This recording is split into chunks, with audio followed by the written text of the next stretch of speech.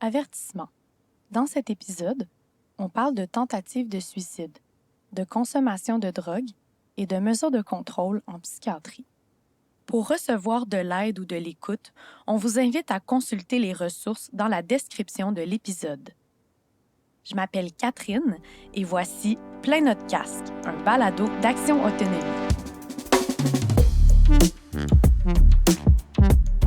Aujourd'hui, on rencontre Simon qui a vécu une garde en établissement. Une garde, c'est quand on est forcé de rester à l'hôpital pendant un certain temps en raison de notre état mental qui est évalué comme étant dangereux pour nous-mêmes ou pour les autres. Simon va donc nous raconter son séjour en psychiatrie, marqué par le contrôle, le manque d'écoute et le non-respect de plusieurs de ses droits. Dans la deuxième partie, on rencontre mon collègue Kevin, conseiller en défense des droits à Action Autonomie, pour discuter de la loi P38, qui est la loi qui encadre la pratique de la garde en établissement. Cette discussion va nous permettre de mieux comprendre dans quelle situation cette loi peut être utilisée, pour combien de temps, et surtout, c'est quoi nos droits et recours quand on est hospitalisé contre notre gré. Bonne écoute!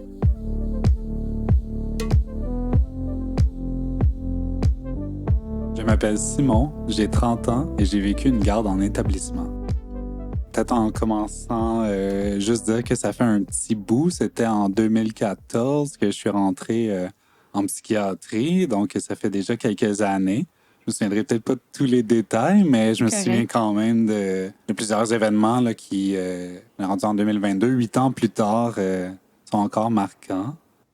C'est à la fin 2014, après une dure année au niveau personnel, après ma deuxième tentative de suicide, j'ai décidé d'aller en psychiatrie parce que j'étais à bout de souffle, puis je savais pas vraiment où aller, puis j'avais comme pas nécessairement de ressources. Je connaissais pas ça, mais je savais que ça existait, puis j'avais juste besoin comme qu'on s'occupe de moi, I guess. Fait que c'est ça. À l'époque, je ne connaissais pas d'autres ressources. Je connaissais pas vraiment le milieu communautaire. Et je connaissais pas non plus c'était quoi la psychiatrie. Fait que je l'ai appris à mes dépens.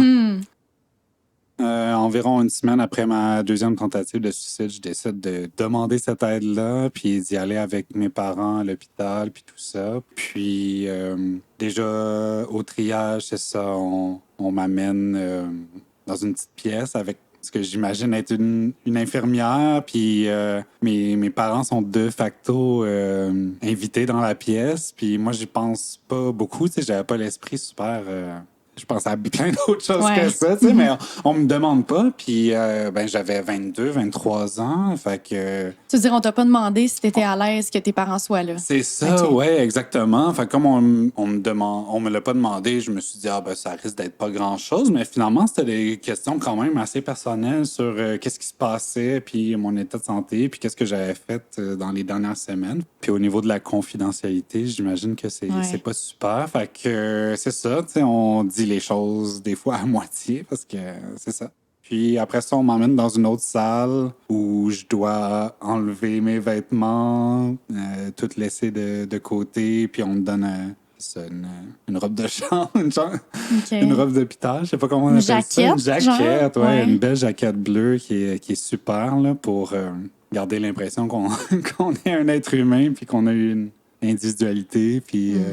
on m'amène jusqu'à l'unité de psychiatrie où je sais pas qu'est-ce que je fais, qu'est-ce qui m'attend et tout ça. Fait que je passe quelques tests pour voir ma santé, I guess, mais c'est ça. Puis est-ce qu'on te laissait tes effets personnels à ce moment-là? Non, tout était pris. Okay. Ouais, ton ça. Cellulaire aussi? Oui. Okay. Est-ce qu'ils t'ont expliqué pourquoi ils prenaient... pourquoi justement il fallait que tu mettes la jaquette? Pourquoi ils prenaient tes effets personnels? Non, pas du tout.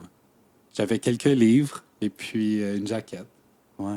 OK. Puis là, tu disais, ils t'ont amené à l'unité psychiatrique. Est-ce que tu avais une chambre pour toi ou tu étais avec d'autres personnes? Ça ressemblait à quoi, l'unité? Ouais, c'était une salle principale, une espèce de salon avec quelques chambres qui avaient peut-être 3 personnes, 3-4 lits dedans, puis une chambre d'isolement.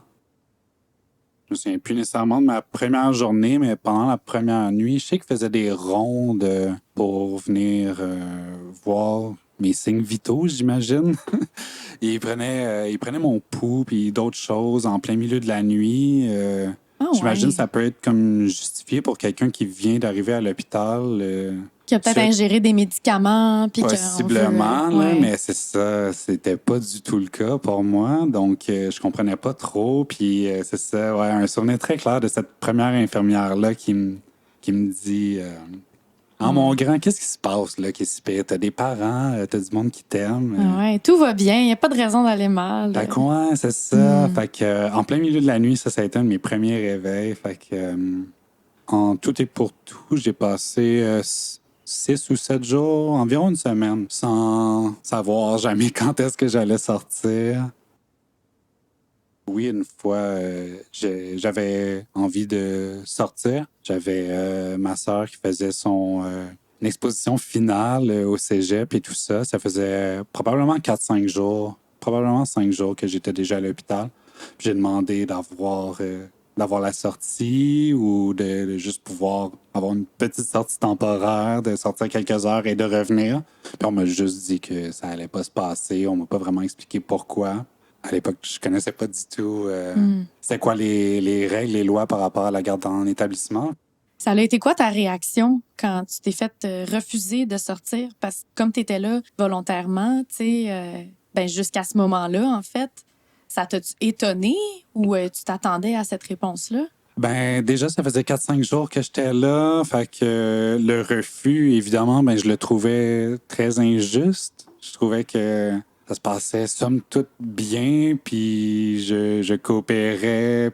La conséquence que ça a eu, ce refus-là, ben c'est un gros sentiment d'injustice, puis qui s'est transformé en désorganisation un peu, dans le sens que qu'est-ce que je fais ici? Je suis pogné ici. J'essaie de faire de mon mieux, d'être présent pour moi puis les autres personnes aussi autour, là. Puis on me refuse quelque chose que je trouve juste normal, tu sais, d'assister à quelque chose qui me ferait du bien, tu sais, de pouvoir Ouais. sortir pour pouvoir soutenir ma sœur et tout ça. Fait que voilà, tu sais, on commence juste à trouver que les choses font peu de sens, puis commence à jouer avec les règles parce que de toute façon, tu sais, ils sont très contrôlants sur la moindre petite chose, là. Juste si tu marches trop vite dans le corridor ou ben si tu te lèves pas, je me souviens plus des heures précises, mais mettons 7h15 pour déjeuner, là, tu te fais menacer que tu n'auras pas ton déjeuner, puis que tu auras juste à attendre jusqu'au souper, puis je sais pas quelle petite niaiserie. En tout cas, fait que là, ben, commence à jouer avec ça, puis là, ben, ça devient un petit cercle vicieux où là, faut que tu coopères, sinon, là, on va te garder plus longtemps, des choses comme ça, là, tu sais, des menaces. J'allais dire déguisées, mais pas tant déguisées, finalement. Aussi, à travers tout ça, une certaine crainte qui commence à naître de, ben, comment je vais sortir d'ici? Quand? Ouais. Puis, c'est ça, j'en avais aucune idée. Fait que, ouais, c'est ça. T'en avais aucune idée parce que personne t'informait non plus. Non. Et quand tu posais la Effectivement. question, il te répondait quoi? Ça prendra le temps que ça prendra. OK. Ouais, C'est flou, hein, ça? c'est très flou, oui, C'est pas c'est très ça. rassurant. Fait que c'est ça, je parlais du sentiment de crainte, tu sais, il y a aussi plein d'autres choses qui se passent en psychiatrie, dont un événement là, qui était quand même frappant, là. Il y avait une jeune femme là, avec qui je m'entendais quand même assez bien, tu sais, qui venait de rentrer, puis tout ça, puis je parlais un peu de désorganisation, puis de jouer avec les règles, puis tout ça, là. Elle aussi semblait être quand même tannée de certaines choses qui se passaient. Puis un moment donné, elle a juste décidé de se lever sur sa chaise, puis ça a été perçu comme étant un geste soit d'intimidation ou un geste dangereux pour sa santé et sécurité. Fait que lui ont demandé, là, avec peu de tact, de descendre de la chaise dans la salle à manger, tout ça, là, chose qu'elle n'a pas faite. Fait que la réaction qu'ils ont jugée proportionnelle et adéquate, ça a été d'appeler, je sais pas c'est qui, là, mais des gros bras, là, tu sais, 4 bonhommes, là, qui, peut-être même plus que ça, là, entre 4 et 6 monsieur pour maîtriser une seule personne, puis la piquer devant tout le monde. Fait que c'est ça, à travers les cris, puis les débattements de la personne qui capote, qui panique, là, qui se fait prendre par 6 personnes, puis qui se fait piquer, puis mettre dans la fameuse salle d'isolement, là, qui a une fenêtre de 3 pouces par 3 pouces, là, puis j'exagère à peine, là, tu sais. Fait que c'est plein de petits exemples comme ça qui, au fil des jours, te font sentir que t'es peut-être un peu dans la marde d'être là, puis c'est dangereux pour toi-même, puis tu commences à craindre, puis là, c'est ça, jumelé au fait que tu sais pas comment tu peux sortir, quand, puis pourquoi tu pourrais sortir, puis... Ouais, ça crée Ouais. comme un climat de peur aussi, j'imagine, Ouais. d'être témoin de choses comme ça. Ouais, Tu te dis, vraiment. ben, ça pourrait m'arriver aussi, tu sais. Ouais. La journée d'après ou les 2 jours d'après, là, je te dirais que ça se tient plus serré, les gens parlent plus, puis Ouais. les gens ont peur. Au moment où on t'a refusé de sortir, est-ce que tu penses que à ce moment-là, tu étais encore un danger pour toi-même? Est-ce que tu penses que ça aurait posé un risque si tu avais laissé sortir? Non. Non. Non, pas du tout. Ça allait de mieux en mieux. Ça fait du bien de mettre pause, malgré tout. La psychiatrie, c'était pas plaisant, mais de pouvoir mettre pause, puis de se concentrer, puis de pas avoir la pression du travail, des études, etc., puis de pouvoir se concentrer sur soi, ça fait quand même du bien. Parce que c'est le bon milieu, certainement pas, là. C'est froid, il n'y a pas de ressources, il n'y avait pas de groupe de soutien, il n'y avait pas de travailleuse sociale ou peu importe pour venir nous jaser. On était vraiment laissés à nous-mêmes. Fait que c'est pas grâce à la psychiatrie que ça fait du bien, mais juste grâce au pas de recul. Au repos, en fait. Ouais. Ouais. C'est vraiment ça. Ouais. C'est Fait ça. que vous faisiez quoi de vos journées? Ouais. Y avait-tu des activités? Je sais pas, Euh, une sortie dehors ou. Non, non, c'est ça. Absolument aucune sortie dehors. Là. Ça, c'était presque. Non, c'est ça. Donc, pas de sortie dehors. Il se passait pas grand-chose. Là. On se réveillait très tôt pour déjeuner. Puis, pendant le temps du déjeuner, c'était la période qu'on appelait d'audition. Là. On se faisait on s'improvisait un groupe de soutien de, ben là, qu'est-ce qu'on va essayer de dire aux psychiatres aujourd'hui pour essayer de sortir. Puis, on essayait de se donner des trucs. Il y en a qui c'était pas leur première fois en psychiatrie. Fait que c'est comme les vétérans qui nous expliquaient un petit peu comment ça marche, puis eux autres non plus. Il n'y avait pas tant de plus d'infos pour nous. C'était vraiment très flou pour tout le monde qu'est-ce qui se passait, puis ça semblait un peu comme une loterie, tu sais, qui va Qui va être le prochain à sortir? qui va être le chanceux à sortir. Ouais, Ouais. c'était exactement ça. Fait que ça nous occupait pendant notre matinée, mais non, il y avait absolument rien. Fait que moi, mes journées, c'était lire, dormir. On s'entraidait, puis on essayait de s'offrir une écoute entre personnes en psychiatrie. À défaut Puis- d'en avoir une de Ouais. la part du personnel de la santé. Exactement. Si je comprends bien. Ouais, c'est ça qui se passait. Mhm. Puis tes rencontres avec les psychiatres, comment ça se passait? Ben, très bref. C'était. Genre quoi, comme quelques minutes ou... Moi, entre 5 et 10 minutes. Parle-moi de pourquoi tu es là. Qu'est-ce qui se passe? Qu'est-ce que tu as essayé dans la dernière année? Moi, je parlais un petit peu de consommation. On me jugeait un peu sur le fait que je consommais. On me disait que c'était pas bon. Si j'étais pas capable de faire le lien entre ma consommation puis mon état. Après ça, c'était comme, bon, tu vas essayer tel médicament à tel nombre de milligrammes demain, puis ce sera ça. Ça a probablement changé 3 fois parce qu'ils s'entendaient pas sur Sur ce qui quel était médicament? bon. Non, Ouais. c'est ça. Mhm. C'est ça. C'était leur décision. C'était pas grâce à quelque chose que j'avais dit de tel médicament, je l'ai déjà essayé ou quelque chose. Non, non, non. C'était juste moi, je pense que c'est ça qui est bon pour toi. Fait que c'est ça que tu vas avoir. Qu'est-ce qu'ils te donnaient comme information sur ces médicaments-là? Quasi rien. Écoute, ça va stabiliser ton humeur. Bonne chance. Tu vas voir les résultats dans 6 à 9 semaines. Fait qu'ils changeaient ton médicament avant même d'avoir vu l'effet. Parce que vu que ça prend plusieurs Ouais. semaines avant de voir l'effet d'un médicament, Ouais. un autre psychiatre te voyait puis disait on change ça. Ouais. Celui-là, il est pas bon pour telle raison, je sais pas trop. Puis, c'est ça. La notion de choix quand t'es là, elle n'a pas de l'air très, très, très, très présente. Là. Encore une fois, c'est comme si tu coopères pas, si tu prends pas les médicaments, on va voir ça comme un refus de coopérer, puis tu vas juste rester plus longtemps. T'sais. Carrément une menace, en Ouais. fait. Là. C'est ça, ouais. On se sent pas qu'on a la permission d'être impliqué, puis de dire, de poser des questions, puis juste d'émettre un doute à la limite, là, genre. Il y a vraiment une impression que les psychiatres détiennent tout le savoir, puis toi, tu le sais pas, tu sais. T'es le petit con qui est là parce que, genre, il file pas bien, puis parce qu'il consomme, puis qu'il est pas capable d'avoir sa vie bien rangée correctement. Fait que, écoute-moi, tu sais. Est-ce que tu penses que ton âge a joué là-dedans? C'est possible, effectivement, ouais. Je l'ai quand même senti qu'on me traitait comme un adolescent ou un enfant, là, par moment.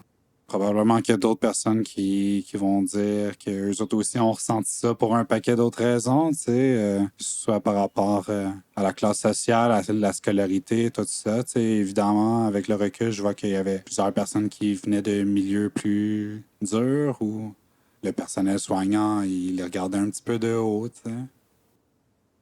Comment t'as fini par sortir de là? Très bonne question. Encore à ce jour, je ne sais pas vraiment. OK.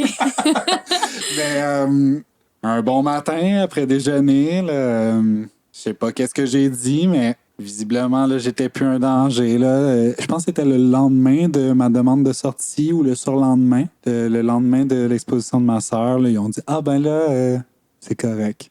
Tu peux sortir. » Juste de même. Pour aucune raison valable, non, c'est ça. On juge maintenant que c'est correct. Tu peux partir. Encore à ce jour, je sais pas pourquoi. Je connais pas assez bien la loi. Est-ce que légalement, ils devaient me laisser sortir, puis ils me l'ont juste pas dit. J'en ai aucune idée.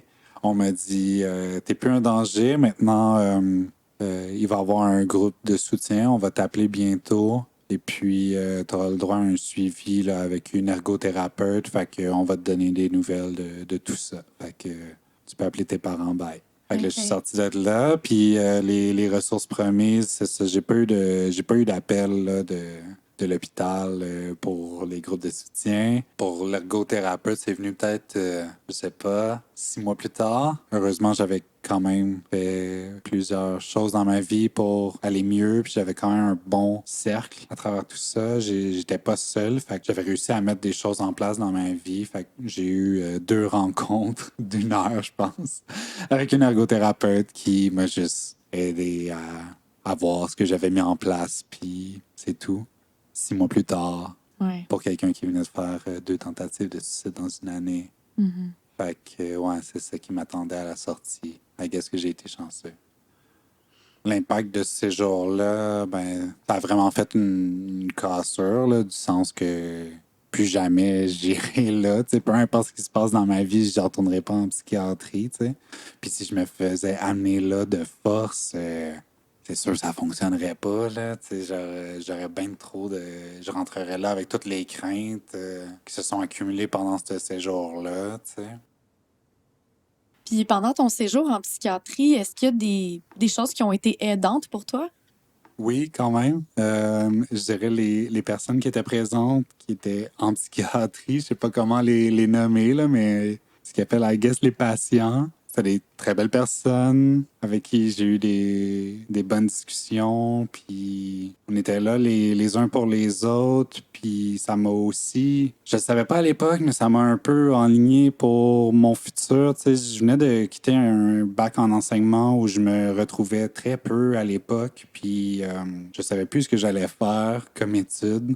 Et je me suis ramassé à avoir un lien très fort avec une dame qui était là. Puis ça m'a peut-être ouvert les yeux sur toute la relation d'aide, chose que je fais maintenant professionnellement. Puis c'est ça. Puis dans le fond, c'est ce que je cherchais toujours dans ma vie. Puis je l'ai trouvé là. Une relation d'aide, moi envers certaines personnes, mais aussi d'autres personnes envers moi. Beaucoup de soutien, beaucoup d'affection. Comment t'aurais aimé que ça se passe, ton passage dans l'univers de la psychiatrie? Je pense que j'avais des grosses attentes envers la psychiatrie. Maintenant, en tout cas, j'espère que le milieu a changé depuis 8 ou 10 ans, mais on dirait que j'ai pas vraiment foi.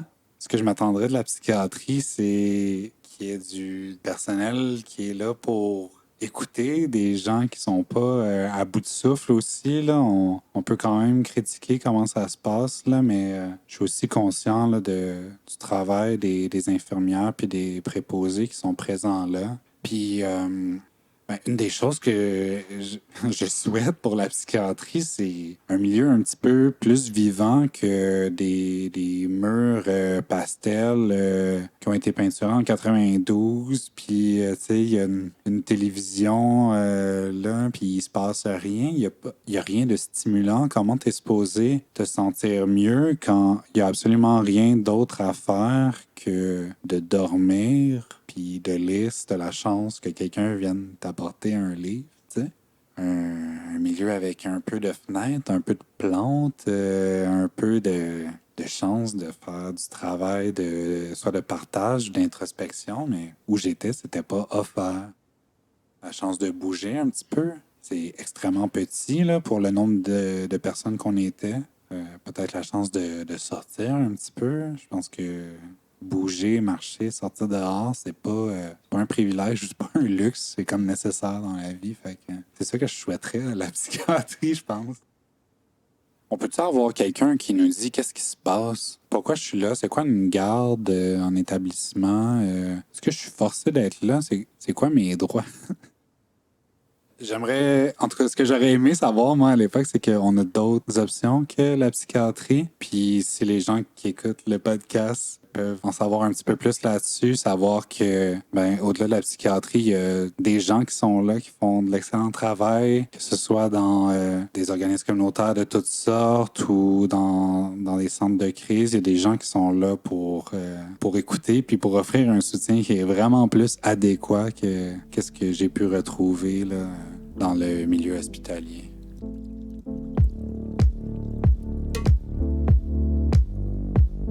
Pour la deuxième partie de l'épisode, on va maintenant discuter avec Kevin, conseiller en défense des droits à Action Autonomie.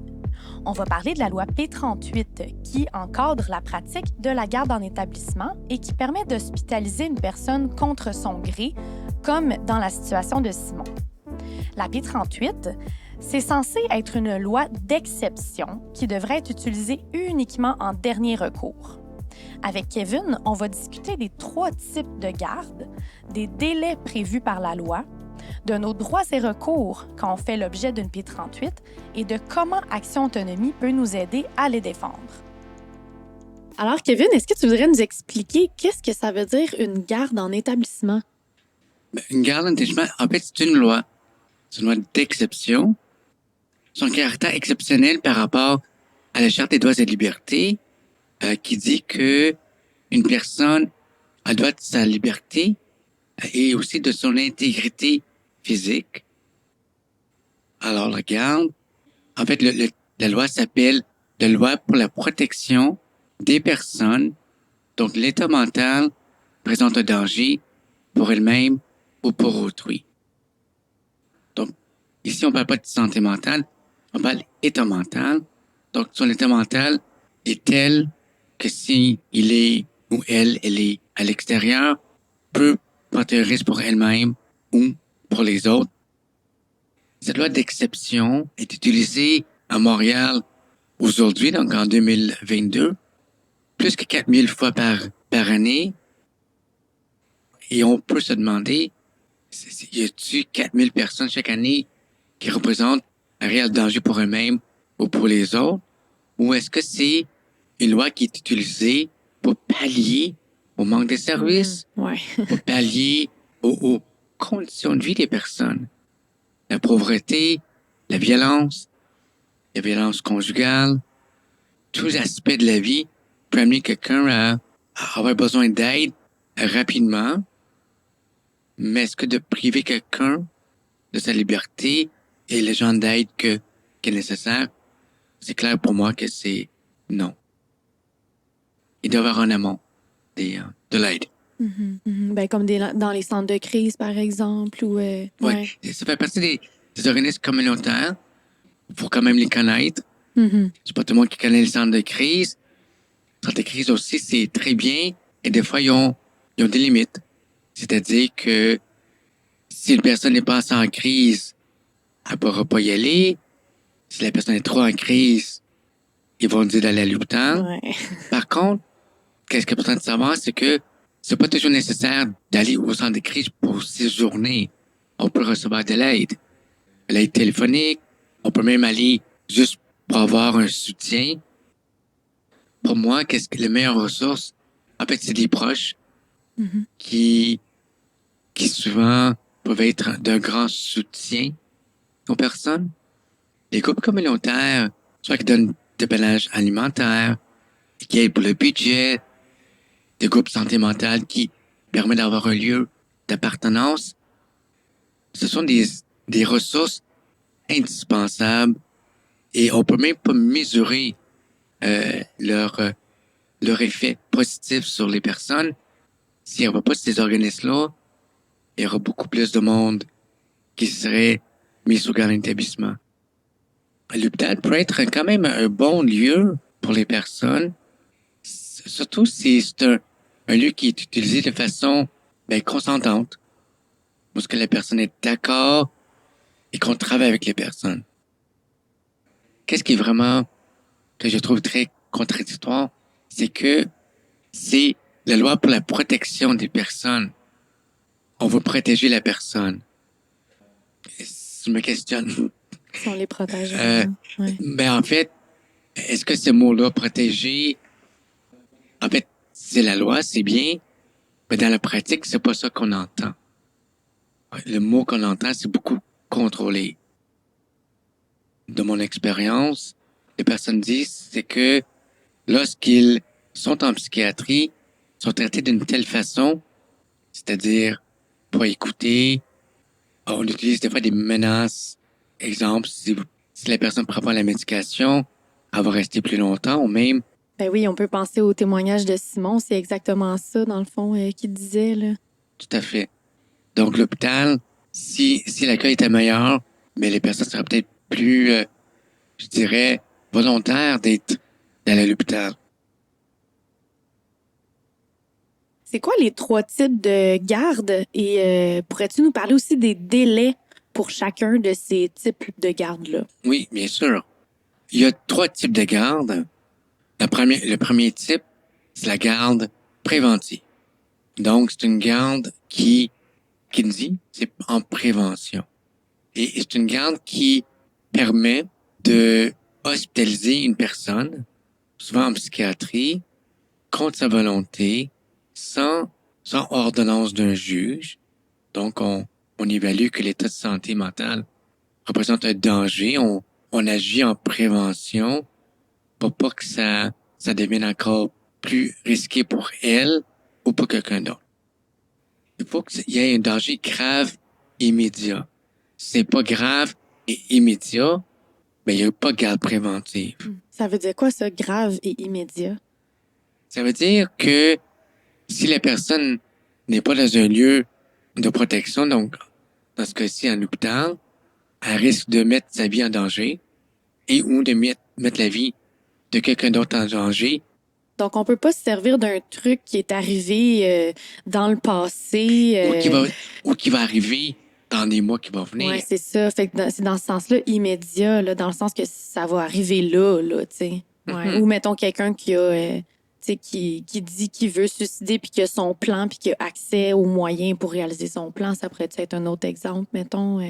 Oui, ça peut être ça. Ça peut être aussi le fait que quelqu'un fait des menaces envers quelqu'un d'autre ou ce qu'on craint, que la personne craint pour sa vie. C'est rare, Catherine, que ça arrive. En tout cas, dans nos appels à nous. Mais ça peut arriver que la garde peut aider à protéger.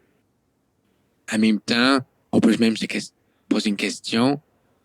Cette personne-là, arrivée jusque-là, est-ce qu'on aurait pu voir ça avant? Mhm. Est-ce qu'il y a, Ouais. il y a d'autres choses? Est-ce que, y a-t-il d'autres moyens? Est-ce qu'il y a reçu un soutien avant ou pas? Mhm. Faut se poser la question. Ouais. La dangerosité n'est pas définie. C'est une notion large. Ouais, ça, j'allais te demander. La définition, tu sais, je veux dire, c'est subjectif, là, dans Il le faut fond. que ça reste subjectif. Parce que c'est situation est unique, Ouais. OK? Chaque contexte est unique. Tu sais, il y a des personnes qui ont un tel état, mettons dépressif, OK? Mais ils sont tout seuls dans le monde. Ils arrivent chez eux. Il y a personne, ils sont pauvres, tout ça. On peut croire que le risque est plus grand parce qu'il y a personne. Mais quelqu'un qui est à risque, mais que la famille est présente, il vient le voir à l'hôpital, il dit qu'il va l'accompagner. Mais le danger, il change un peu parce que les risques sont moindres que la personne, tu sais, passe à l'acte. Parce qu'il y a du monde, ça garantit rien, mais c'est toujours une question de évaluation des risques. Et donc, c'est pour ça que le danger n'est pas calculé noir et blanc, c'est une notion à interprétation, mais c'est bien, parce que ça oblige la psychiatrie de faire des évaluations mais il faut qu'il y ait un lien critique, un lien direct entre l'état de santé mentale de la personne et le danger. Donc, le délai est 3 jours en cas de garde. Donc, 72 heures à Ça, partir... c'est 3 jours maximum, minimum, ou c'est en moyenne? C'est maximum. La garde va commencer aussitôt que l'hôpital prend en charge la personne. Ça, c'est lorsque la personne est amenée de chez elle parce que quelqu'un a appelé la police. Il y a aussi des situations, Catherine, où ce que les personnes sont au commencement volontaires d'être hospitalisées. Parce qu'elle vit un moment difficile, elle est inquiète, elle a peur pour sa sécurité ou peu importe. Ouais, comme Simon, mettons, dans son témoignage. Simon, exactement. Simon se présente à l'hôpital parce qu'il va avoir de l'aide. Souvent, ne connaissant pas les autres ressources, faisant confiance aussi au système de la santé, il se présente à l'hôpital pour avoir de l'aide. Mais ça se passe mal, ça dure trop longtemps, la personne n'est plus confortable, veut quitter, et là, l'hôpital peut déclencher la garde préventive. Ça commence vraiment, en général, au moment que la personne ne veut pas être à l'hôpital. Oui, parce que sinon, on parle pas d'une P38, on parle juste d'une hospitalisation volontaire, tu sais. Tout à fait. Donc, tu disais qu'une garde préventive, ça peut aller jusqu'à 72 heures, donc 3 jours, pour éviter qu'on soit gardé à l'hôpital plus longtemps que ce qui est légal. Comment on fait pour savoir quand est-ce que ce délai-là a commencé? On suggère aux personnes de noter lorsqu'ils sont rentrés à l'hôpital ou qu'ils ont dit qu'ils ne voulaient plus rester. Au niveau de la garde préventive qu'on peut nommer classique, donc les personnes sont amenées par police et ou ambulance, c'est vraiment l'heure d'arriver à l'hôpital. Et ça, c'est généralement inscrit lorsque la personne rentre à l'hôpital. OK. C'est inscrit dans son dossier, puis ça, est-ce qu'on peut avoir accès à notre dossier, par exemple? Oui, souvent, oui. Notre dossier, on peut avoir accès, on peut demander que quelqu'un nous aide à lire, à comprendre pour savoir qu'est-ce qui se passe, quand est-ce que je suis rentré exactement. Ou des fois aussi, appeler le commissaire aux plaintes pour qu'elle vérifie, pour être sûr que la personne peut être informée de l'heure. La date puis l'heure, oui. Oui. Un bon truc aussi, qui est très aidant, des fois, le chef infirmier ou infirmière peut être très bon, une très bonne ressource. Lorsqu'on est déjà hospitalisé et qu'on était volontaire au début, on dit qu'on ne veut plus rester, je pense que la meilleure chose à faire, c'est de l'écrire et de donner soit à l'infirmière et aussi au psychiatre qui a l'information qu'il met dans le dossier pour être sûr que ce moment-là, il est enregistré comme le moment que la personne ne veut plus être hospitalisée. OK, donc de signer un refus de traitement, en fait? Oui, exactement. Donc, qu'est-ce que la loi dit? C'est que la personne doit être libérée au maximum 72 heures ou avant, ou à la fin de 72 heures, la personne doit passer devant un juge. Donc, si l'hôpital veut la garder le plus longtemps. Si elle veut la garder. Mais si cette fin-là arrive un samedi ou un dimanche ou un jour férié, ce serait le premier jour juridique. Donc, la personne peut savoir garder 2 1, 2, 3 jours de plus parce que ça tombe juste comme ça. Alors, le deuxième type de garde, c'est la garde provisoire. Le mot à retenir, garde provisoire, évaluation. C'est tout. OK. C'est-à-dire que c'est une garde qui donne la permission à l'hôpital, s'il juge nécessaire, d'évaluer une personne avec un examen psychiatrique. Toujours dans l'objectif d'évaluer si l'état mental de la personne représente un danger pour elle-même ou pour les autres. Mais cette fois-ci, le danger n'est pas grave et imminent. OK. Donc, dans l'espace-temps, on est moins dans l'urgence. On est dans un danger probable. Dans l'immédiat, mais pas immédiat comme dans les heures ou jours qui suivent, mais c'est dans le futur proche. Et donc, on peut se voir imposer une garde provisoire dans deux situations.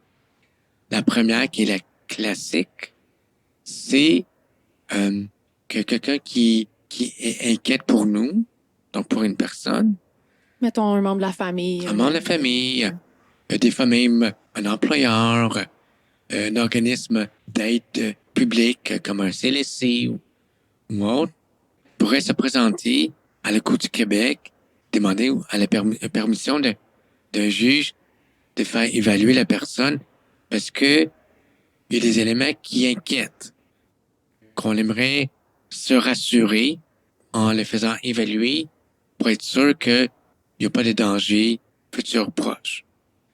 Souvent, les proches des organismes qui vont chercher cette ordonnance-là, le fait, je dirais presque 100% du temps, là, sans la connaissance de la personne visée par l'ordonnance. C'est-à-dire que une personne qui veut pas, mettons, qui a un conflit avec la famille, qui a déjà dit que moi, la psychiatrie, c'est pas quelque chose qui m'aide beaucoup, donc j'irai plus, pourrait, par inquiétude, aller à la cour et demander qu'elle soit évaluée, mais il faut qu'il y ait quand même des certains éléments, là, pour dire qu'elles sont inquiètes pour la personne. Donc, la personne n'est pas présente.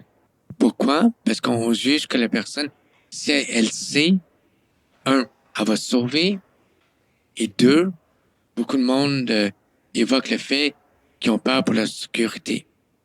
Ça les met à risque. Je peux comprendre. Je dirais peut-être de façon exceptionnelle, oui, mais pas de manière générale. Moi, je trouve ça insensé qu'un juge peut prendre la décision de détenir quelqu'un à l'hôpital pour une évaluation sans avoir entendu la version de la personne. Il y a beaucoup d'informations qui, c'est pas toujours juste. C'est pas toujours exact. Il y a peut-être pas toujours le contexte. Il manque des informations. Il manque la parole de la personne Ben oui, qui est bien visée important, ça. et qui peut changer les choses. À ce moment-là, quand c'est l'entourage qui fait la demande, la personne elle va arriver, puis mettons que c'est accepté par le juge, la personne va arriver à l'hôpital direct en garde provisoire, donc elle va pas passer par la garde que tu nous décrivais tantôt, là, la garde préventive de 3 jours. Non. Fait qu'elle arrive direct en provisoire, puis là, elle est comme obligée de se faire évaluer, c'est ça? Oui, OK. c'est vraiment l'évaluation. OK. Oui, tu avais dit un mot, évaluation. On retient ça. Yay. Donc, ça, c'est le classique, on peut dire. Ensuite, l'autre type de garde provisoire, c'est lorsqu'une personne est hospitalisée en garde préventive, comme j'ai mentionné auparavant, et connaît ses droits et refuse les évaluations. À ce moment-là, l'hôpital peut aller à la cour et demander le droit d'évaluer la personne, mais la personne est présente pour faire valoir son point de vue, tandis que quand ils sont à la maison, ils sont pas signifiés pour aller donner leur version des faits. Bon, ici, je vais faire une petite pause parce que Kevin et moi, on a jasé pas mal. Mais je vais vous faire un petit résumé des délais qui sont prévus par la loi pour une garde provisoire. Dans le premier scénario dont Kevin nous a parlé, donc quand notre entourage présente une requête à la Cour du Québec, si le juge autorise la garde provisoire, les policiers viennent nous chercher, la plupart du temps sans même qu'on soit prévenu. Et là, on arrive à l'hôpital. C'est à partir de ce moment-là, l'hôpital a 4 jours pour procéder aux 2 examens psychiatriques. Si les 2 examens concluent que notre état mental présente un danger, l'hôpital a un 2 jours de plus pour présenter une requête à la Cour du Québec dans le but de nous garder plus longtemps. Donc ça, c'est le premier scénario. Dans le deuxième scénario, si on est en garde préventive et qu'on refuse l'évaluation psychiatrique, parce qu'on a le droit, l'hôpital peut quand même présenter une requête à la Cour du Québec pour nous forcer à se faire évaluer. Donc, à ce moment-là, si le juge autorise la garde provisoire, l'hôpital a 2 jours pour faire les 2 examens psychiatriques. Si les 2 examens concluent à la dangerosité, l'hôpital a un 2 jours de plus pour présenter une autre requête à la Cour du Québec pour nous garder plus longtemps. En bref, dans le premier scénario, donc si la demande provient de l'entourage, la garde provisoire peut durer un maximum de 6 jours. Dans le deuxième scénario, donc si la demande provient de l'hôpital et qu'on est déjà en garde préventive, à ce moment-là, la garde provisoire peut durer un maximum de 4 jours. Si pendant la garde provisoire, il y a un des 2 rapports de psychiatre qui conclut que finalement, la personne n'est pas dangereuse, qu'est-ce qui se passe à ce moment-là? Si la première évaluation conclut que finalement, l'état de santé mentale ou l'état mental de la personne ne représente pas un danger, la personne est libérée immédiatement. OK. Parce que c'est une loi pour la protection des personnes, donc l'état mental présente un danger. Donc, Ouais, fait que s'il n'y a pas de danger. s'il n'y a pas de danger, on ne garderait pas la personne. Donc, si la première évaluation conclut à la non-dangerosité, libération immédiate. Si elle conclut à la dangerosité et que la deuxième évaluation conclut à la non-dangerosité, on libère la personne. Et c'est toujours des évaluations de 2 psychiatres différents. Je sais, là, vous allez dire, ouais, mais c'est le même hôpital, donc c'est la même Ils sont de chose. connivence. Mais c'est pas toujours vrai. OK. C'est pas toujours vrai. Oui, ça arrive que ça ressemble beaucoup, mais vous seriez surpris qu'il y a des médecins qui sont pas toujours le même avis. Et c'est rassurant, ça. Puis le troisième type de garde? C'est la garde qu'on appelle la garde autorisée. La garde autorisée, c'est comme un peu spécial parce que c'est une garde où ce que la durée, elle est à la discrétion du juge. L'hôpital fait une demande et c'est le juge qui décide le délai. C'est souvent qu'il va accorder le nombre de jours que demande l'hôpital ou refuser totalement ou accorder moins de jours. En général, c'est environ 30 jours qu'il demande. 1 mois. Ah, c'est long, hein? C'est long. Donc, pour aller devant un juge, l'hôpital doit amener comme preuve 2 examens qui concluent, selon leur opinion, que la personne représente un danger pour elle-même ou pour les autres. OK, donc si j'ai bien compris, les 2 examens ou les 2 rapports dont tu parles, là, c'est ceux qui ont été obtenus soit dans le cadre d'une garde provisoire où ce que la personne a été comme forcée de subir cette évaluation-là, ou en garde préventive puis que la personne elle a consenti à se faire évaluer, en fait. Oui, Ok. puis aussi 2 évaluations obtenues sans que la personne soit consentante, sans que la personne soit au courant. Ouais, Donc, ouais. il y a 3 façons d'obtenir l'évaluation. Une qui est moins légale que les autres, là, mais... Voilà, exact. Donc, 2 évaluations ou examens psychiatriques qui concluent selon leur opinion, les opinions des médecins, la personne est dangereuse. Qu'est-ce qui est important? C'est un article de loi que je vais partagée, mais elle est très importante. Article 30 du Code civil dit que si on veut mettre quelqu'un sous garde, OK, puis on fait des rapports, donc on parle aux médecins, aux hôpitaux, il doit y avoir un lien direct entre l'état de santé mentale de la personne puis la dangerosité. Il faut que ce soit explicite. Il faut que ce soit clair que si on laisse partir la personne, elle va se mettre en danger ou elle va mettre en danger l'intégrité de quelqu'un d'autre. OK. Ça, Catherine, je te garantis que dans l'évaluation, c'est rarement explicite comme ça. Rarement. Le juge ou la juge a un rôle important d'évaluer la dangerosité. OK, donc même si les deux rapports concluent à la dangerosité, le ou la juge pourrait ne pas être d'accord avec ça? Tout à fait. Pour plusieurs raisons.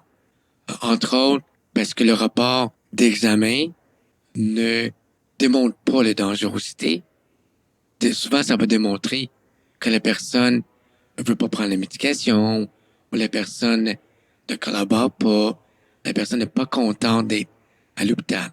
Puis il faut aussi savoir que les médecins, dans les rapports, souvent, l'information qu'ils ont, l'information de base avec lesquelles ils forment leur évaluation vient de tierces personnes.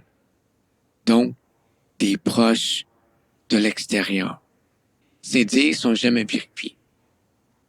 Les psychiatres, lorsqu'ils rencontrent quelqu'un, ils commencent toujours avec qu'est-ce qui a été reporté.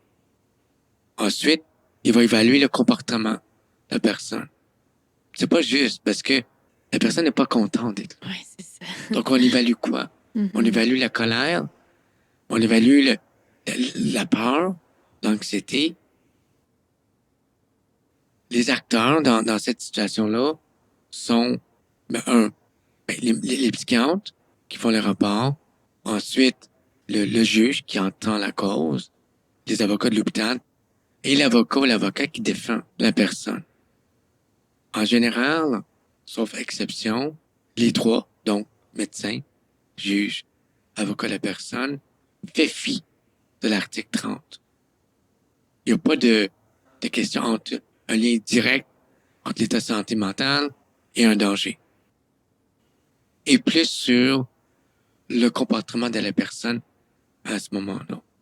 La personne réagit, elle parle au juge, puis elle dit au juge, mais tous les médecins sont corrompus, j'ai pas de problème de santé mentale. On n'est même plus sur la dangerosité, on est sur le préjugé face à qu'est-ce que la personne dit. Au lieu que le juge prenne le temps de dire à l'avocat de l'hôpital, c'est quoi le danger?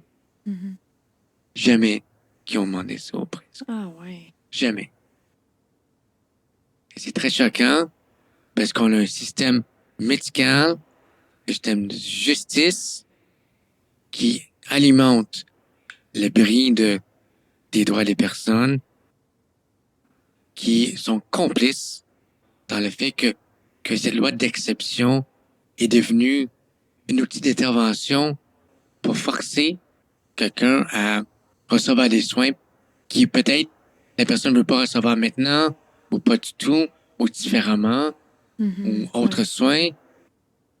Je suis d'accord qu'on veut aider les personnes. Est-ce que c'est le meilleur moyen? C'est à questionner. Si c'est une loi qui est utilisée de façon exceptionnelle, OK. Mais elle n'est pas utilisée de façon exceptionnelle. Puis tu sais, on sait aussi qu'avant avant cette loi-là, que si je me trompe pas, Kevin, c'est depuis 1998 Oui. que ça existe, la P38. Tu sais, il y en avait quand même des hospitalisations forcées. C'est juste qu'il y avait moins de balises pour les encadrer. Puis un des objectifs de la loi P38, c'était de faire diminuer les hospitalisations justement en mettant des règles plus claires pour pas que ce soit utilisé de façon abusive. Mais est-ce que ça a vraiment diminué les hospitalisations forcées depuis 1998? En fait, Si je peux me permettre, une petite histoire, Oui, vas-y. rapidement. En fait, avant 1970, une personne pouvait être hospitalisée à vie Hi. dans un hôpital et c'est le médecin traitant qui décidait si la personne peut sortir ou non. Donc, avant les années 70, il n'y avait pas de règles, donc pas de protection pour les personnes qui étaient hospitalisées de force. Il a sorti un livre qui s'appelle Les fous crient au secours Mhm. de Jean-Charles Paget qui décrivait les conditions de vie des personnes en milieu psychiatrique fermé au moment où c'est le médecin qui décidait la durée de l'hospitalisation. De là est venu beaucoup de bouleversements, entre autres la loi qui s'appelle la loi pour la protection du malade mental. Ouais, c'est vrai, avant ça s'appelait de même. C'est le premier. C'est sûr que c'est. Peut-être pas la meilleure formulation, là, malade mental. Mais qu'est-ce qui est bien, c'est que c'est la première fois qu'un médecin doit aller chercher la permission d'un juge.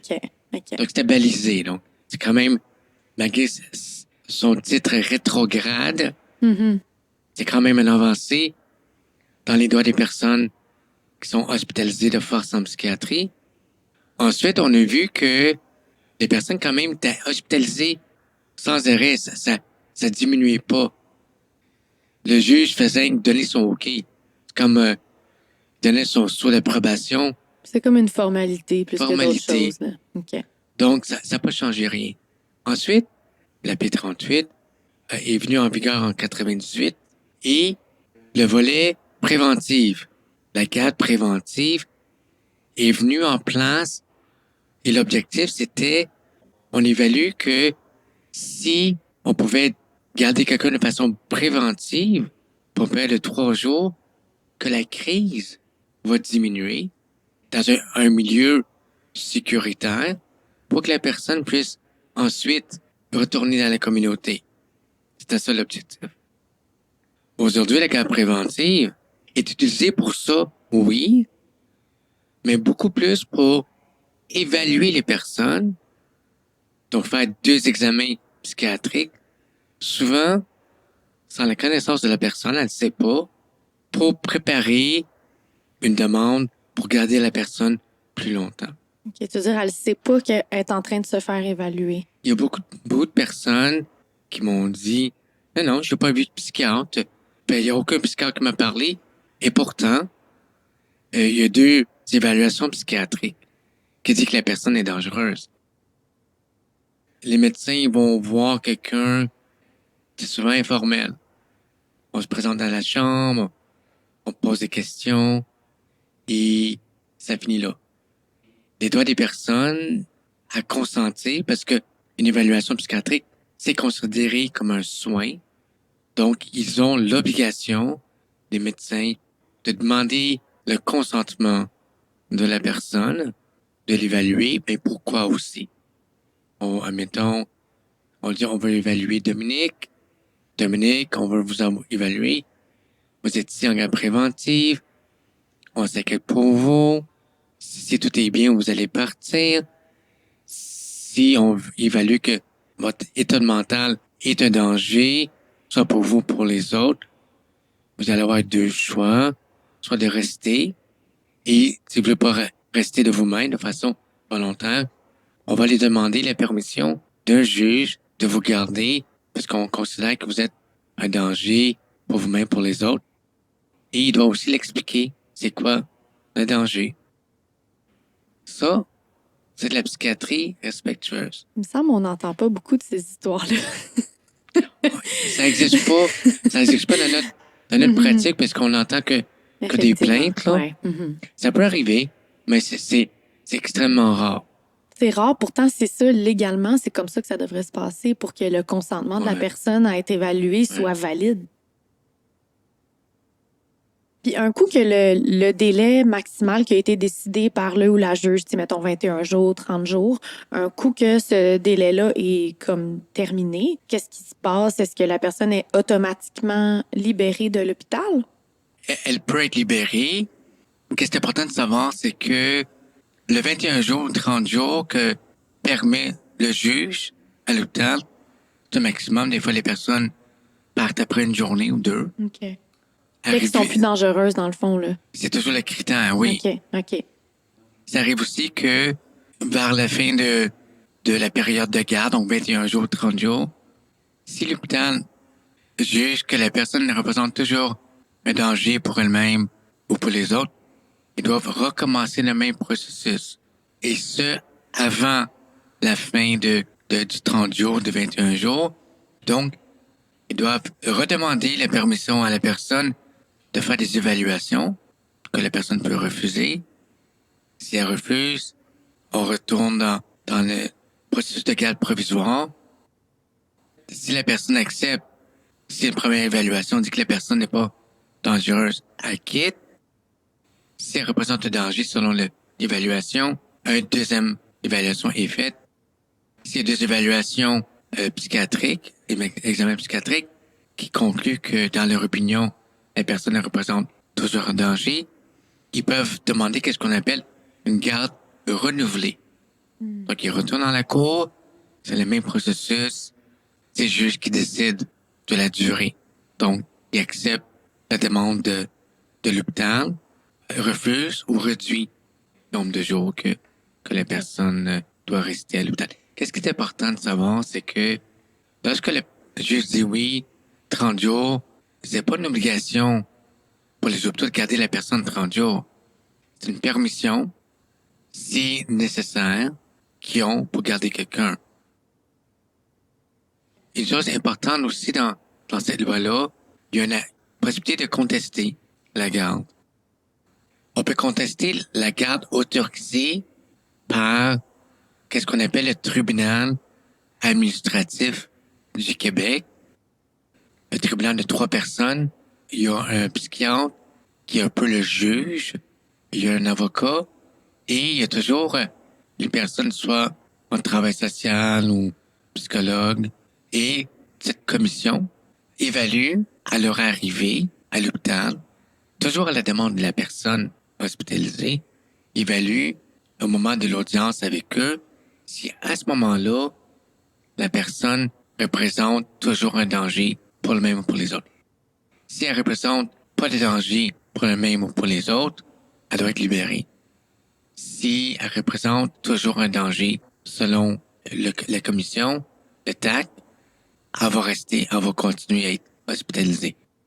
Donc, c'est un recours quand même qui est inscrit dans la loi, donc ça vaut la peine de faire parce que selon des avocats vraiment en vue dans Montréal, une personne qui porte appel auprès du TAC pour la garde, à 40% du temps, la personne est libérée avant la fin de la garde.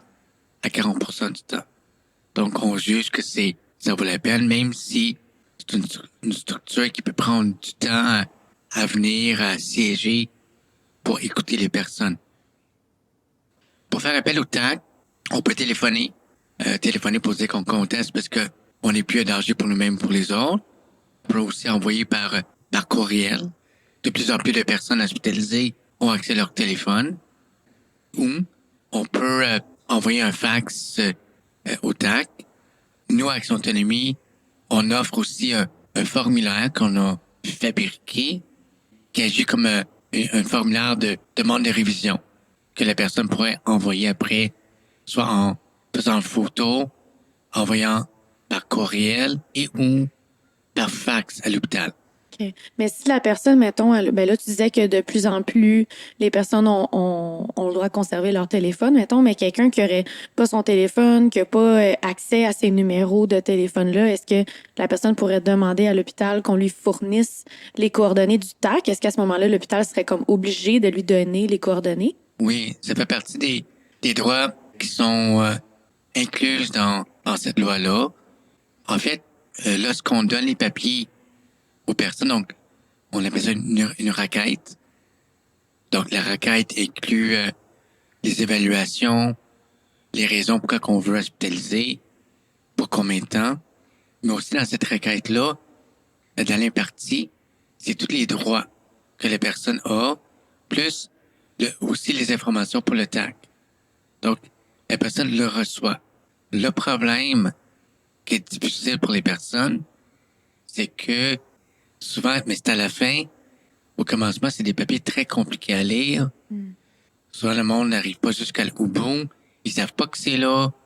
Donc, ils prennent le papier, ils roulent ça, puis ils mettent ça dans leur chambre. Donc, c'est pas, il y a personne qui, à l'hôpital, qui prend le temps d'expliquer que la requête inclut ça, c'est pourquoi, ça aurait été tellement aidant pour que la personne puisse voir, parce que tout le monde est gagnant.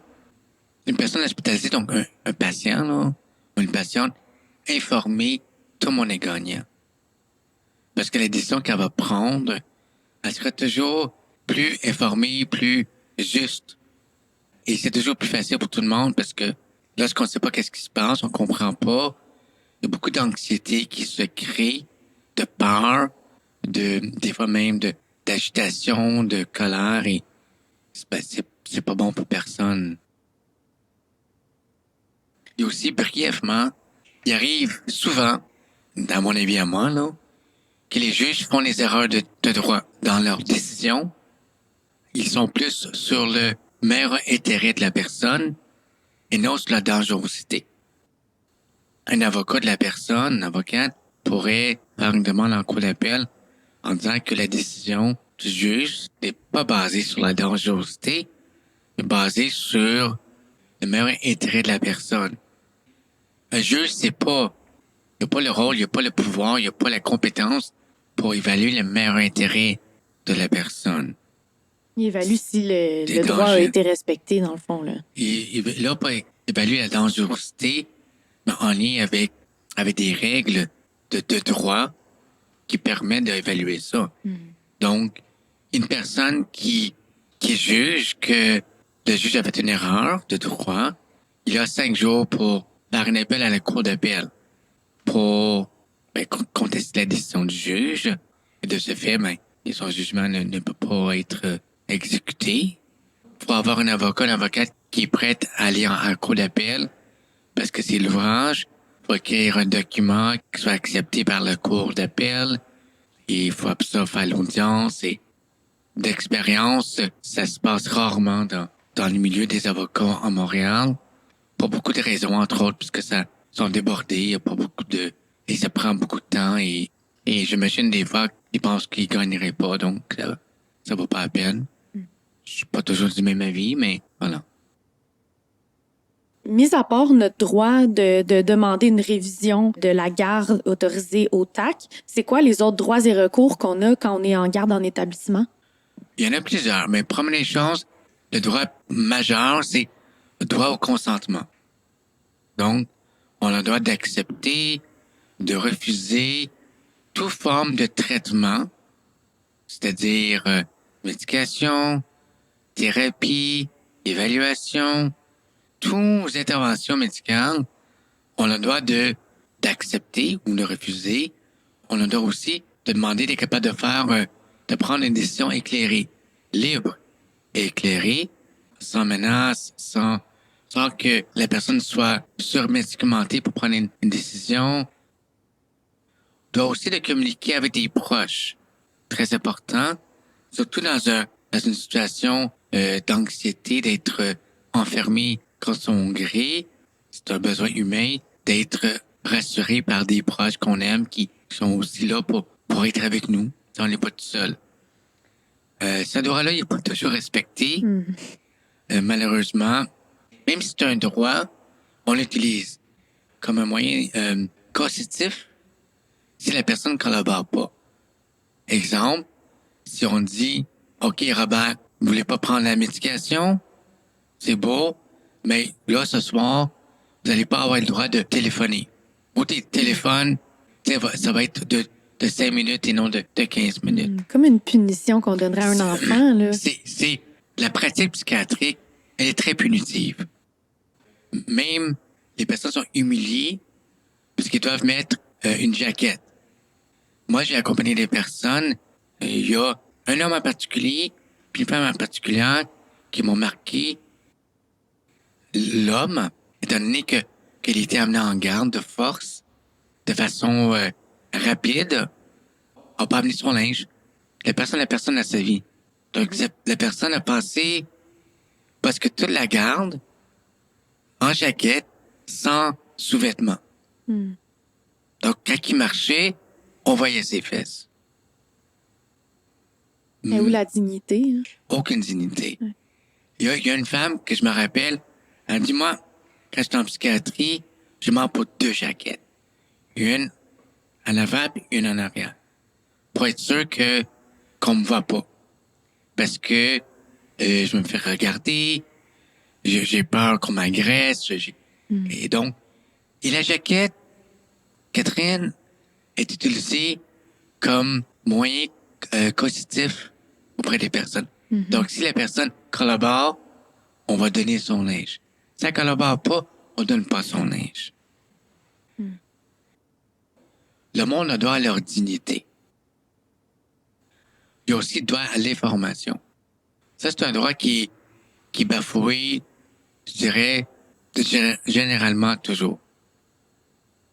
Et il y a déjà un médecin qui a dit, ça donne quoi d'informer les personnes? Ils sont malades, ils comprennent pas, on va gaspiller notre temps. Non, moi, j'informe jamais les personnes. Donc, c'est sûr que la personne peut porter plainte parce qu'elle n'est pas informée de qu'est-ce qui se passe, elle n'est pas informée de rien. Mais voilà. Donc, en général, il y a aussi droit à accès à son dossier. Les soins aussi qui sont de qualité. Et un autre droit important, même si c'est extrêmement difficile de le faire actualiser, c'est le droit de demander de changer de professionnel. Souvent, quelqu'un qui est hospitalisé, il y a un médecin psychiatre qui est désigné pour les personnes. Des fois, il y en a plusieurs, dépendant, mais il y a souvent un médecin de référence. Donc, la personne peut demander de changer de médecin référent s'il n'y a plus de ligne de confiance, s'il y a eu des conflits. Puis aussi, la personne peut demander d'être transférée d'établissement de santé. Il y a plein de considérations qui peuvent faire en sorte que soit que c'est pas accordé, ou soit c'est pas possible, ou soit c'est refusé. Mais c'est sûr que tous les droits qui sont refusés, j'encourage les personnes de porter plainte à la commissaire aux plaintes. Si vous jugez que les décisions qui étaient prises, exemple de pas être capable d'appeler, de toujours être en jaquette, d'être menacé ou de sentir qu'on vous manque de respect, il faut porter plainte. Mais porter plainte d'une façon constructive. Porter plainte, ça fait plusieurs choses. Entre autres, ça donne le message au personnel que vous acceptez pas ce traitement-là. Ça permet d'évaluer la qualité des soins dans ce département-là. Parce qu'une plainte à la commissaire aux plaintes, ben, ça devient une statistique que la commissaire aux plaintes doit publier 1 fois par année. À long terme, ça a un impact de changer le système.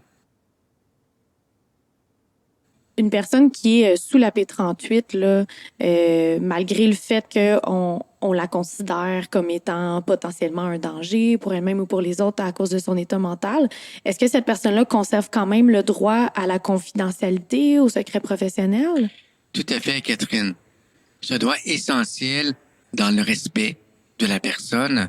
Donc oui, elle a absolument le droit à son secret professionnel et aussi à la confidentialité.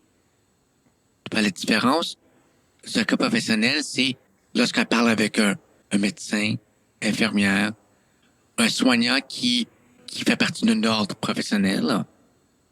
Tout ce qui est dit doit être dans un contexte confidentiel. Et aussi, il y a des proposés, il y a des concierges, il y a des personnes alentour. Donc, un préposé, puis un concierge qui entend des informations sont tenus à la confidentialité. Ils peuvent pas dire, ah, mais moi, j'ai vu, hey, tu sais pas quoi, j'ai vu Marc à l'hôpital psychiatrique, bon, il pue pas là, il est super tout perdu, puis et tout ça, puis il n'a pas le droit de faire ça. C'est bris de confidentialité parce que le contexte, c'est un contexte de soins. La personne qui là travaillent, donc est témoin d'informations, ils peuvent pas le partager.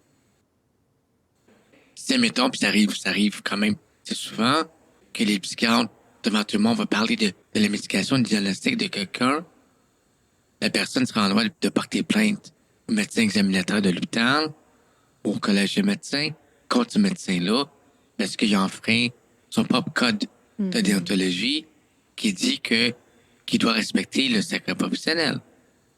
Il y a même un médecin dans un hôpital à Montréal qui, lui, qu'est-ce qu'il faisait? Un peu par intimidation, ses patients, comme ils les appellent, ou ce qui est dans son unité, une fois par semaine, il demandait à tous les patients de se réunir au poste infirmier. OK? Ils étaient comme 7 à 8 personnes. Puis, ils obligeaient à chaque personne de parler de leur semaine, de la médication qu'ils prenaient, du diagnostic. Et il y a une personne qui a appelé Action Autonomie qui dit, mais j'ai un grand malaise avec ça. Ben oui, on peut comprendre oui. pourquoi. Donc, on a aidé la personne de porter plainte. Le lendemain, c'était arrêté. Ah ouais, Le OK, lendemain. ça avait vraiment marché. Oui, là. oui. Un gros problème, puis je suis content que le podcast se fait, Catherine, c'est que le monde ne connaît pas leurs droits. Donc, difficile d'exercer un droit lorsqu'on ne connaît pas notre droit. De quelle façon Action Autonomie peut nous aider à les défendre, ces droits-là? Parce que on nommait qu'il y a plusieurs instances auprès desquelles on peut porter plainte. Tu as nommé le commissaire aux plaintes, le médecin examinateur, le TAC, l'ordre professionnel. Mais des fois, on ne sait pas trop à qui s'adresser, comment le faire. Donc, est-ce qu'on peut appeler Action Autonomie? J'espère. Ma question, c'est un peu comme une affirmation. Oui. Oui, c'est souhaitable. Mais en fait, non. C'est pas souhaitable. Je reprends ça. Excuse-moi, là. Ça aurait été mieux que la personne soit informée qu'elle fasse elle-même. Le fait d'être obligé d'aller chercher de l'aide, c'est que le système n'a pas répondu aux besoins. Parce que le système a aussi l'obligation d'aider les personnes à faire valoir ses droits. Ouais.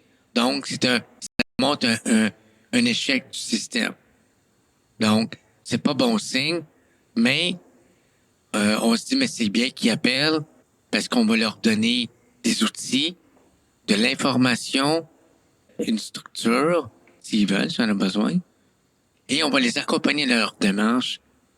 Mais c'est toujours leur démarche. On ne le fait pas à leur place.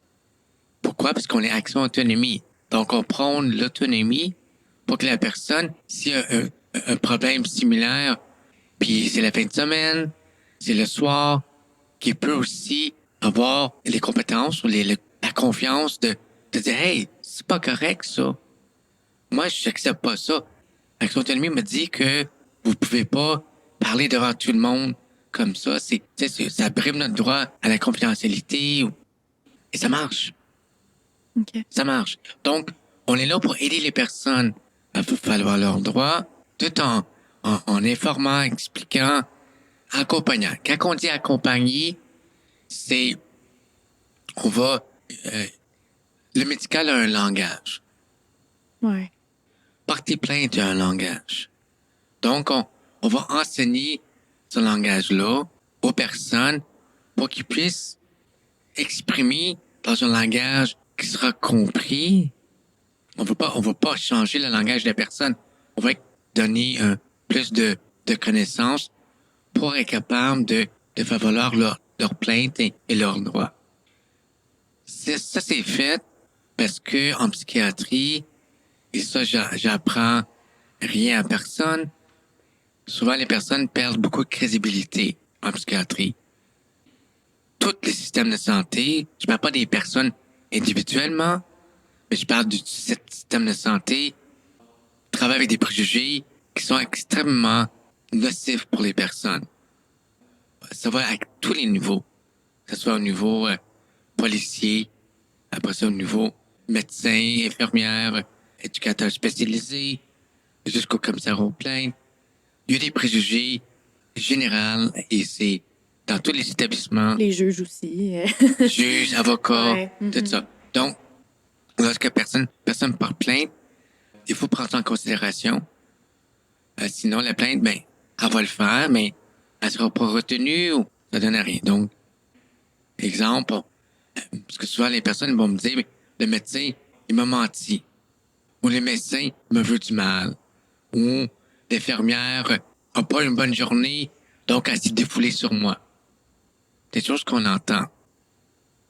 On peut pas évaluer ça. Donc, on suggère aux personnes de dire, mais qu'est-ce que l'infirmière a fait? Ouais, d'y aller sur des faits, Oui. des événements Oui. précis. Là. Des choses que le commissaire aux plaintes ou le médecin examinateur ou collège de médecins ou autre organisme peut évaluer. Donc, on peut dire, l'infirmière, elle a dit que je t'ai écœuré de t'entendre, si t'arrêtes pas de parler, je vais me mettre en contention. Si ça s'est pas assez, je vais aussi t'injecter avec une médication, tu vas la fermer. Mon Dieu, ça arrive, des affaires de même? Oh oui. Ah, oui, OK. Oh oui. OK. Je pensais pas que c'était trash Ah oui, à moi, ce point-là. Moi, je l'ai entendu. OK.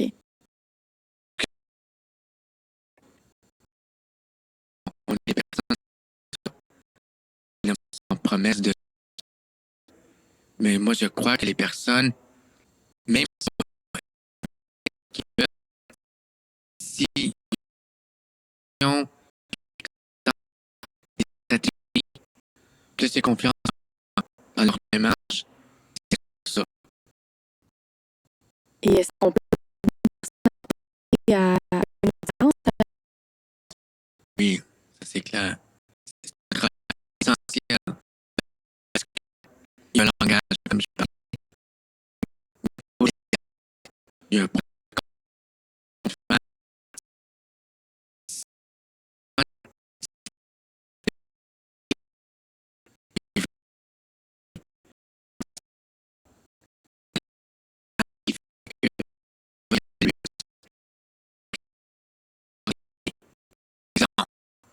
Est-ce que tu es dans la rue? Est-ce que tu vas avoir un suivi? Est-ce que la personne a du monde en entour d'elle? Est-ce qu'elle connaît les ressources? Est-ce qu'elle a une certaine autocritique? La personne, elle n'a pas besoin de dire, mais oui, je vais avoir un suivi puis je vais avoir les médications. Elle a besoin de savoir qu'ils vont évaluer ça. Mhm. Et si la personne aimerait avoir un suivi, elle peut le mentionner. Si elle a des projets, est-ce qu'elle travaille? Est-ce qu'elle va à l'école? C'est tous des éléments qui peuvent rassurer le juge et qui va aider dans la construction de la décision. C'est pas la personne qui a le fardeau de la preuve, c'est l'hôpital. C'est l'hôpital qui doit prouver que la personne est un danger pour elle-même, pour les autres, malgré que la pratique juridique, à Montréal en tout cas, mais le fardeau est mis sur la personne et non sur l'hôpital. La personne doit prouver qu'elle n'est pas dangereuse. Quand c'est supposé être l'hôpital qui est supposé prouver qu'elle est dangereuse. Donc oui, on accompagne lorsque c'est possible et nécessaire. On se déplace dans les hôpitaux pour voir les personnes, les aider à se préparer. On les réfère à des avocats. Si l'avocat veut, on travaille avec l'avocat ou l'avocate. Si possible, on peut être présent à la cour à la demande de la personne. On accompagne tout au long du processus parce que, faut jamais oublier que c'est une loi d'exception. Il faut que ça soit pris au sérieux. Ça serait quoi les solutions plus sur le plan collectif pour que la loi P38 soit mieux respectée et que les droits des personnes dans ce contexte-là soient mieux respectés? En fait, c'est une démarche multiple. Entre autres, individuellement, si les personnes sont informées de leurs droits et qui portent plainte lorsque leurs droits sont pas respectés, ça va avoir un impact dans le système. Donc, il y a le côté individuel, mais qui a une portée collective. Mhm. OK? Mhm. Donc, ça, c'est très important. Sans plainte, il n'y aura pas de changement. Si nous, on crie au meurtre en disant que les personnes, leur confidentialité n'est pas respectée jamais, puis le ministère de la Santé dit, ouais, mais il n'y a pas de plainte. Ouais. Donc, la première chose, c'est les plaintes. Plus le monde nous appelle, plus on est capable d'identifier qu'il y a un problème qui est récurrent et qui touche beaucoup de monde. Donc, nous, qu'est-ce qu'on fait? on parle d'une démarche collective pour dénoncer le fait que les personnes reçoivent les requêtes pour la cour, soit la veille de l'audience à 18 heures, ou même des fois le matin même, qui donne aucun temps pour la personne de se trouver un avocat, ni de se préparer pour une défense ou exprimer son point de vue. Alors que légalement, on devrait recevoir cet avis-là, je pense comme 48 2 jours, heures. 48 heures, c'est C'est ça. ça. Donc, là, c'est un problème parce que il y a plusieurs personnes qui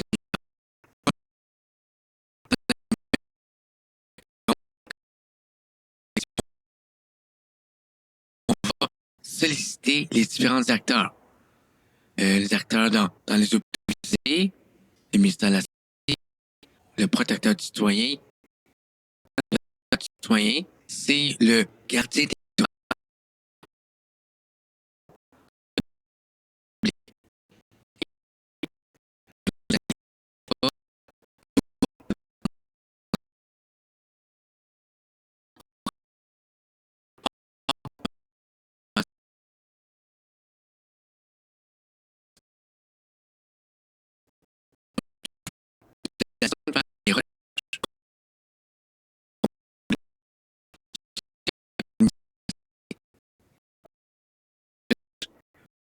La loi.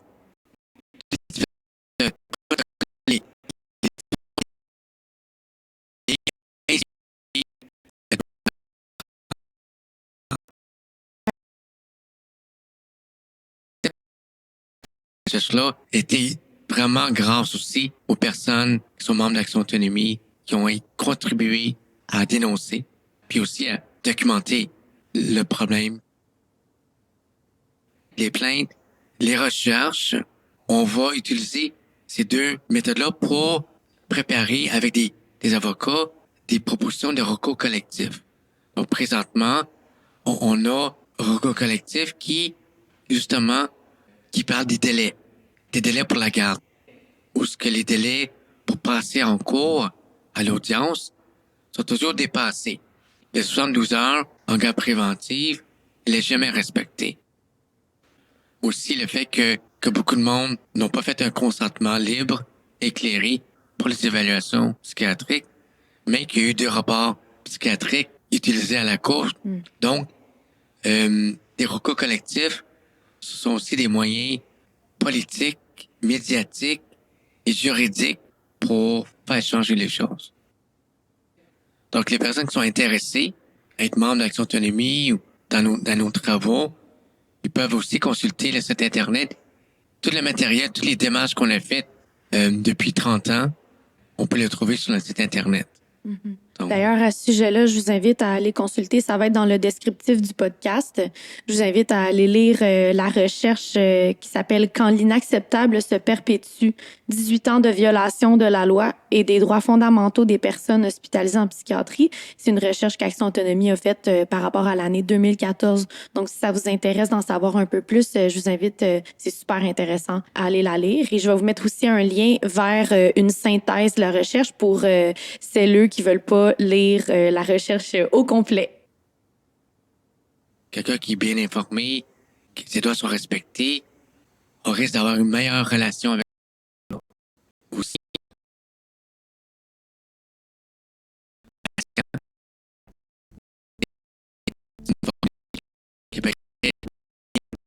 Pour tout le monde.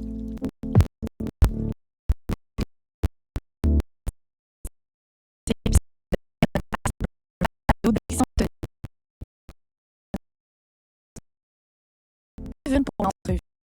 Tableau ouvert.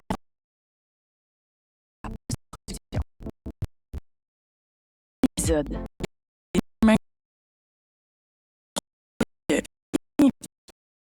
Donc, deuxième fois, il y en a un qui dit l'autre, au moins, cette fois-ci, elle s'est rasée. Oh, Eux, ils étaient en train de, wow. de considérer l'état de mes jambes, dans le fond.